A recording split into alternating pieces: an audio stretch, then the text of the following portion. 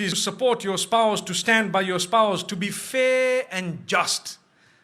Here I need to spend a few minutes. What is the meaning of fair and just? Your mother has a problem with your wife. You don't just side with one of them. No, you must be just. You must be fair. If your mother is wrong, she is wrong even if she is your mother.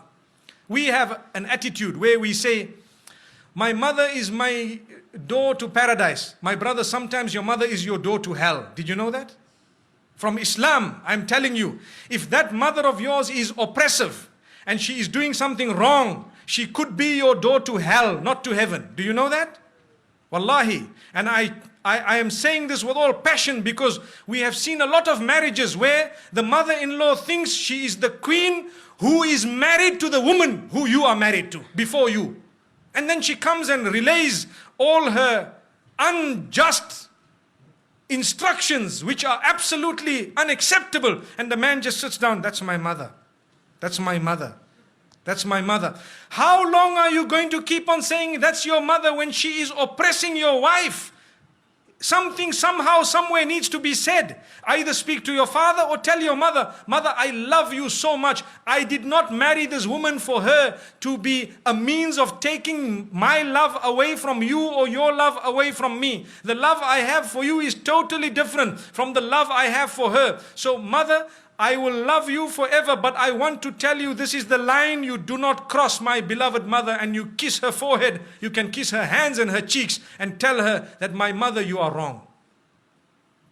Lay it down. When you do not lay your territory, your marriage cannot work. People don't know where is my limit. They don't know. So how can your marriage work? Your mother doesn't know, your father doesn't know. Some fathers issue instructions to their daughters-in-law worse than the instruction of their own son to that wife of theirs.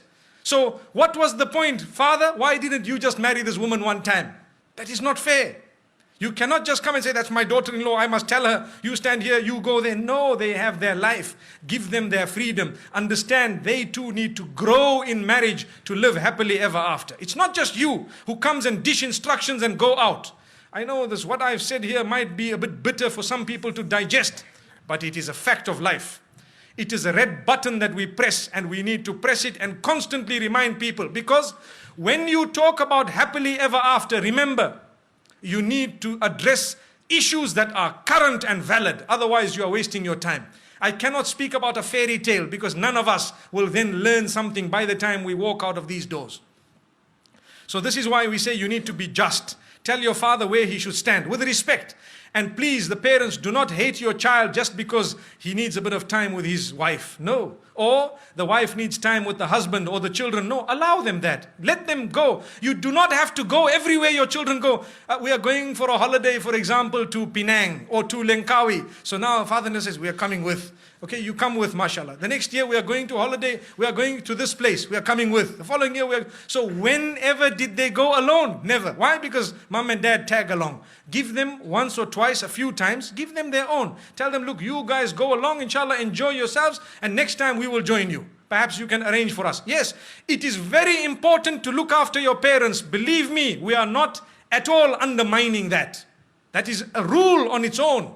Look after your parents, but be just when it comes to your relation with them and the relation with your spouse. Be just. Even your children. Some people, and this happens in some homes, they have more than one child.